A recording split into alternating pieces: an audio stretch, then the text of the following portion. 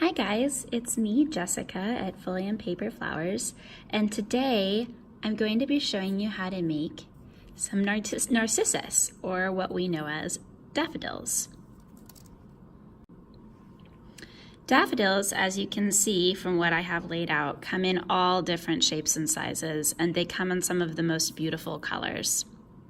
Today we're going to be working on an all yellow daffodil like this, with templates drawn for making a flower with these narrower petals.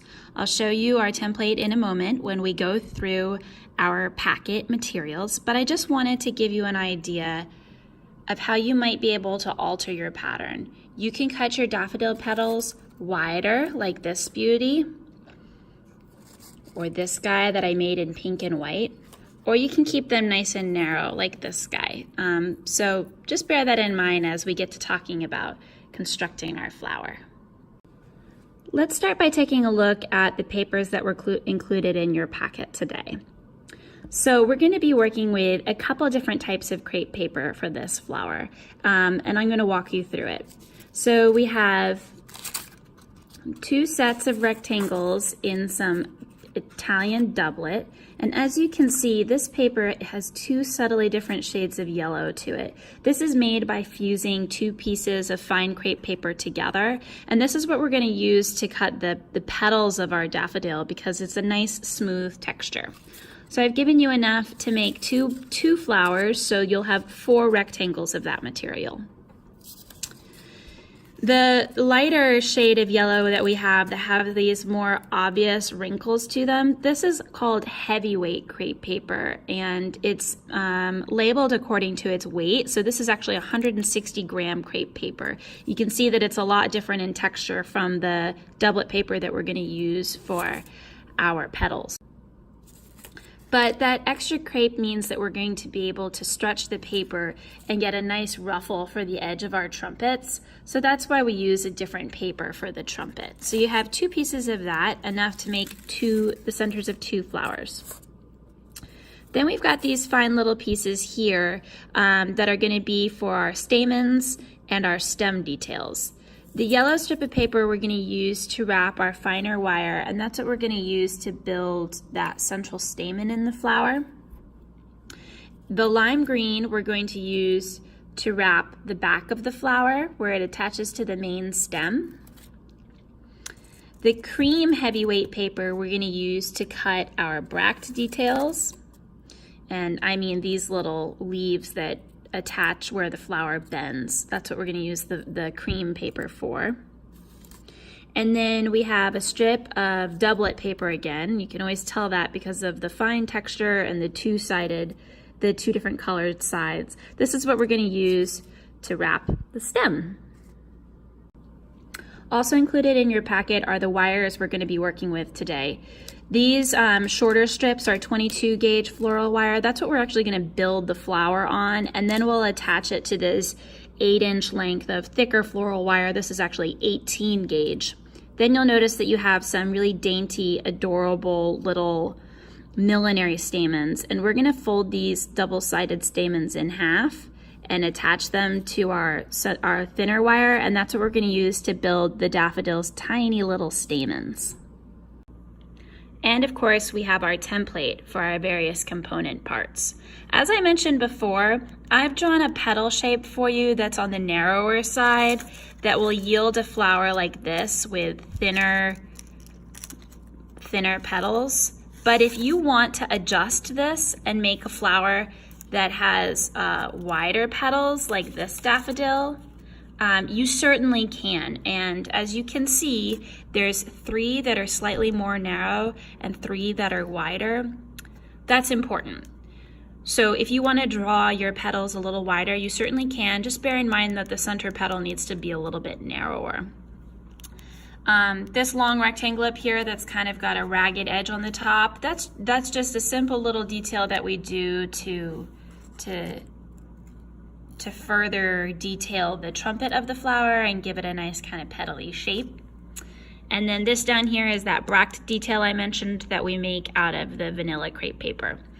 We're going to start by cutting out our petals. At this point, if you want to cut this out of your cardstock and use it to trace with your scissors on your yellow crepe paper, you can. I always encourage you to try cutting your petals out freehand.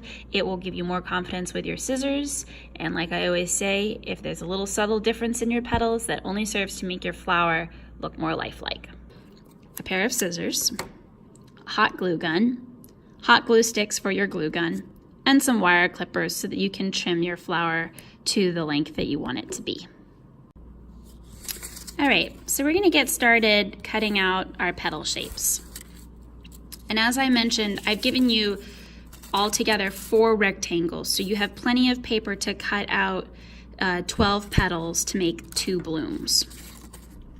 I never cut one thing at a time. I like to fold my paper and give myself sets of rectangles that are the appropriate width for my petal. So I've just folded this paper in half once, and I'm giving myself a nice stack. And as you can see, this second little bit I can just cut in half, and I already have that set up for my thicker petals. And I'll do the same with the other sheet. I might actually be able to get more than just 4 petals out of this sheet, giving myself a narrower rectangle to work with. Yep, so this last piece is going to be just wide enough for a 5th petal. I'm only going to cut out enough right now to build 1 flower, but if you'd like, you can cut out the rest of your paper for all of your petals. When I work, I always work in an assembly style, so if I knew I wanted to make a bunch of blooms, I would cut all the petals out at one time. It'll save you time in the long run. So now we're going to pick our little rectangles up and stack 2 or 3 of them together. In this case, I'm going to go ahead and do all 4. And then, as I mentioned, you can use this template and just trace the scissors around it. Let's see.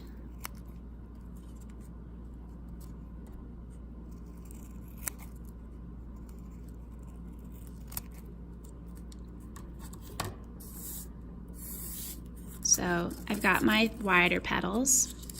Now I'm going to do my narrower petals. That stack of 4 rectangles felt a little thick to me, so this time I'm only going to stack 3. If the paper gets too thick, your cuts aren't as precise and there can be some slippage and things can get a little sloppy. So I'm just cutting 3 out this time. So I have my 3 narrower petals and my 3 wider petals, as you can see, and I'm going to clear off my workspace before I move on to fluting the edge for the trumpet. So this piece of paper is unstretched. If I were to pull this, I could stretch this to easily twice the length of the rectangle I cut for you. But I don't want to stretch it yet. I want to save all that stretch power for when I flute the edge. For now, I'm just going to fold it in half and use my scissors to just give myself a nice kind of rag edge, as I wrote on your template. This does not require any pre-drawn lines or anything like that. I can make every single one different. I like to sort of give them kind of a scalloped shape. And that little bit of work is going to give the edge of our trumpet a really nice lifelike detail. Next, we can go ahead and cut out our little bract details. Now in this case, this is a good time to stretch this paper because it will make the paper a little bit more transparent and it will make the bract leaf feel a little bit lighter and less dense. And if you see a real daffodil, those little leaves are really fine and a little bit wrinkled. So stretching the paper helps to get a more lifelike texture. I'm going to freehand this guy because it's a pretty easy kind of long bullet shape. And I tend to put just 2 on each flower. But like always, I give you enough if you want to put more on, and you'll have plenty for your second daffodil. So I'm giving myself 4. I'll set those right there, and I'll clean off my workspace. All right, now it's time to get started building the stamen. So this is where that long yellow strip comes into play. We're going to stretch it out, and we're going to use our hot glue gun to wrap the thinner wire piece. Let's wrap it 3/4 of the way down. So you can start by putting a little dollop of hot glue right up at the top. And I like to kind of bend the paper over the end of the wire just to sort of build it up. And then I angle my paper at 45 degrees and give myself a strip of glue down the wire for sticking powder. And then I hold the wire and twist with my dominant hand, and I guide the paper down the wire with my non-dominant hand. I'm going to go down a little bit farther, but as you can see, because the paper is at this 45-degree angle, it travels down the wire really nicely. So now we've got our stamen wrapped. That's all it takes. And now we're going to attach those little millinery pieces that I gave you. Like I said, they're double-sided. They've got little yellow bits on either end. So I'm going to fold them in half so I can maximize use of all of them. And I know I want my stamen, my central wire, not to be taller than the edge of my flower. As you can see on this one, it's not taller. And I know that the little stamen details need to sit down inside the trumpet. So I'm going to attach them like a heavy inch and a half down the wire, just with a little bit of hot glue. And then you can just pinch them with your fingers to make them stay in place. It doesn't take much, and I know it looks messy now, but that'll be covered with the trumpet. That'll be where we attach the base of the trumpet, and we'll have plenty of petal coverage up at the top. So, next step is to form the trumpet into a tube, and all we're going to do is take our hot glue gun and run a very sparing strip all the way down that edge. And then we're going to glue the two sides together. And we don't want to overlap too much because that will make the paper really thick right there, and then it won't have as much flexibility when we go to ruffle our petal. So now that I've made this tube like this, I'm going to stick one finger in almost all the way down. You just need enough to grip down at the bottom, because now we're going to kind of scrunch the paper together like this so that the paper kind of knows the direction we're taking it when we glue it to the wire. This will just make it easier to grab all of the paper with a little bit of hot glue when we attach it to our stem. So I've got it nice and scrunched down at the bottom, and I'm going to pick up the wire that I prepared, and I'm going to stick it in my flower and pull it down so that I have an idea of where those stamens are glued down. It looks like it's right there. And then I'm going to pinch the paper again, give a look inside. I could probably slide my trumpet even farther down the wire a little bit. And now I'm going to try and evenly scrunch it around the wire, and then open it up a little bit and stick some glue in there. And then I'll pinch it. Want it to be nice and evenly attached. Got some glue strings there. And then we'll be able to go in and shape it into this gorgeous trumpet shape, like that. So to shape the trumpet, I'm going to stick my finger in, and I'm going to try and keep it against the yellow so that I don't fold my little stamens down. But I'm going to use my finger to kind of pull the paper out so that I can build a nice bell shape down at the bottom. I'm not really stretching the paper still at this point, but I'm trying to get this nice bell shape. There we go. Now it's time to stretch the top part and make this fun fluting, which is my favorite part. So using your thumb and forefingers of both of your hands, you can lightly stretch and kind of pull opposite each other. And it doesn't take much pulling to develop some pretty ruffles in the edge of the trumpet. So I'm just using my forefingers and my thumbs and pulling the paper kind of diagonally. And it doesn't take much pulling. This is a spot where the paper is really fragile and prone to rip. But now I've built this lovely, frilly, trumpety edge for my flower. Now we're ready to build the petals underneath the trumpet. At this point, I'm going to set my trumpet to the side, and I'm going to go in and do a little prep work to give the petals a nice texture. As you can see, they've got some nice little veining, and the tips have a little ruffle, and those little details make the paper look less static and more lifelike.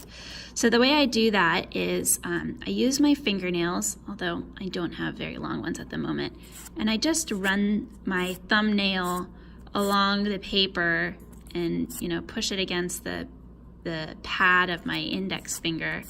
It doesn't take much, and you get some little creases that give the petals like a vein-like appearance.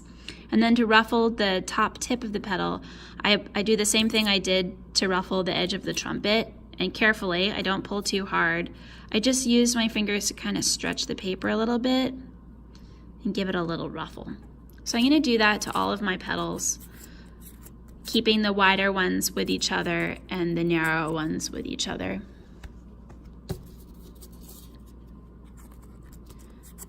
Pulling my finger along the petal and then stretching it a little bit. It's springtime here in Boston, and all the bulbs are starting to push through the ground, and I think we've got another week or two before we see some flowers, but I can't wait. That first shock of yellow of daffodils is one of my favorite things about spring. Now we're ready to assemble our petals onto the base of our trumpet. And as you can see, there's three narrower petals, and then behind them there are 3 wider petals. Even in the narrower flower like we're making today, it still follows that same pattern. There's 3 inner petals that are narrower, that are spaced evenly apart in thirds around the trumpet, and then there are 3 slightly wider ones that go in between those. So that's the pattern we're going to follow when we attach our petals to our flower. We're gonna do our narrow inner ones first, and it really doesn't take much, just a teeny tab of glue, and then you're gonna use the little narrow point that you cut into your petal to attach to the base of the trumpet, like that. Working in thirds, so I did 12 o'clock. Now I'm gonna come over here and do what is this? 7 o'clock. Attach right down there. Got 2 on. I'm going to put our final inner petal on right here. Let's tack it in place. We'll be able to fluff these at the end. And now I'm going to go in and put on my wider outer petals. And you just are doing it right where your 2 inner petals came together. And filling in that space nicely.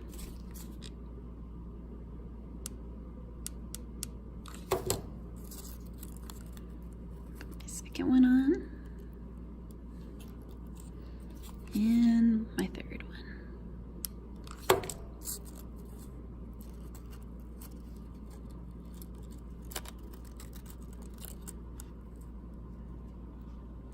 Ta-da!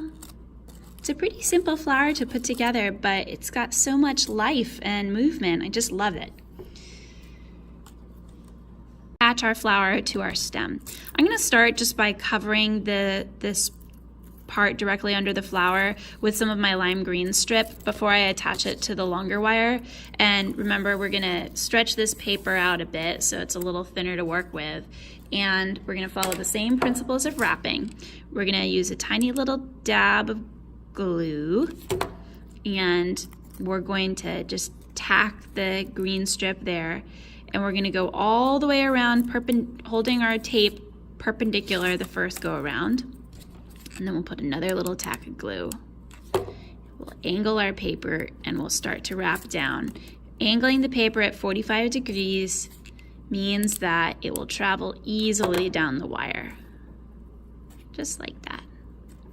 Now I'm going to stop before I cover the base of the wire. I'm going to pick up my thicker stem, and my glue is hardened a little bit, but that's okay. We'll just catch it with another little tack of glue. And now we'll finish wrapping that with our green, incorporating the top of the stem wire really pretty fluidly. We don't have to go very far down with this because on the flowers themselves, you really only have this lime green color right up underneath the base of the petals. But there we go. The reason why I use a thinner wire up here rather than just building my flower onto the thick wire is that I like keeping this part of the flower stem nice and dainty and thin, and it's also easier to articulate and to bend to give the daffodil that kind of distinctive angle to its head.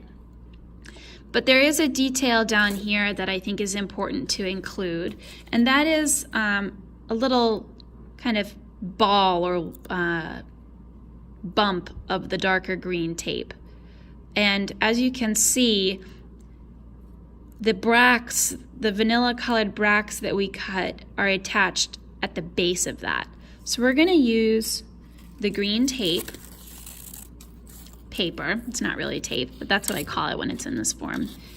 And it kind of helps if your flower is straightened out, just so you can get your fingers in there.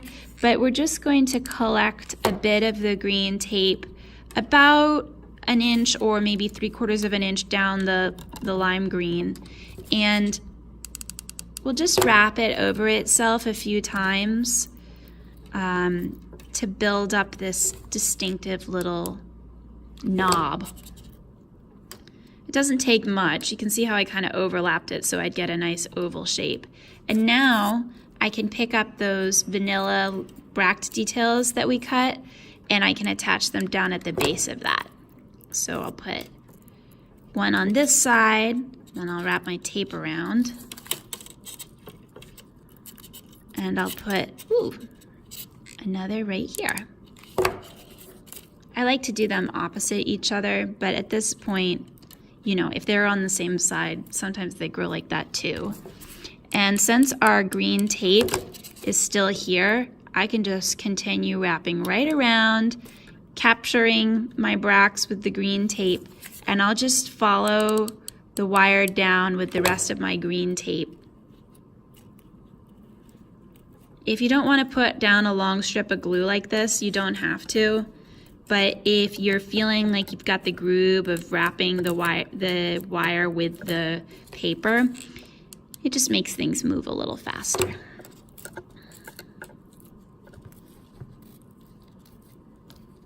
All right, I didn't finish covering it because at this point I'm actually going to come back up here and wrap it with another round of green tape because daffodil stems are actually pretty thick. They're not this thin. So I'm going to come back up to the base of the bracts, give myself a dab of glue, and then wrap over this. And because this doublet paper is 2 pieces of paper thick, it's made with 2 pieces of fine crepe, it's got some good thickness to it. And a second go around will yield a stem that's a more realistic thickness. So I've got my paper at an angle, and I'm twisting the wire with my dominant hand, and I'm just guiding the paper down the stem. And now I'm going to finish wrapping it, taking glue all the way to the base and wrapping it. You can trim your flower if you think that the stem is too long. It's nice to have them at a couple different lengths so that when they're standing in a vase, they're standing at different heights. Now that we've gotten to the base, I'm just going to rip it off. And if there's a little tail, you can catch it with a teeny tack of glue, and you have a nice little fully green stem. So now we can come back up to the top, and we can give the wire a bend again at the top of the green knob. And there you go. That's how you make a daffodil.